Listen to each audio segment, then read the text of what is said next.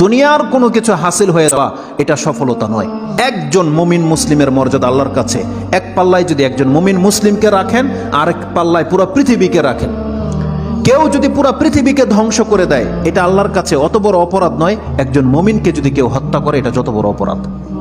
তাহলে একটা মানুষ তাওহীদের উপরে যারা আছে তাদের মান মর্যাদা এত, আল্লাহ বলছেন অতএব তারা যেন দুনিয়ার জন্য নয়, বরং তারা ওই পরকালে জাহান্নাম থেকে মুক্ত হয়ে যাওয়ার সেই রাস্তা যেন তারা অবলম্বন করে। কারণ সেই দিন যাকে জাহান্নাম থেকে শুধু বাঁচানো নয়, দূরে রাখা হবে।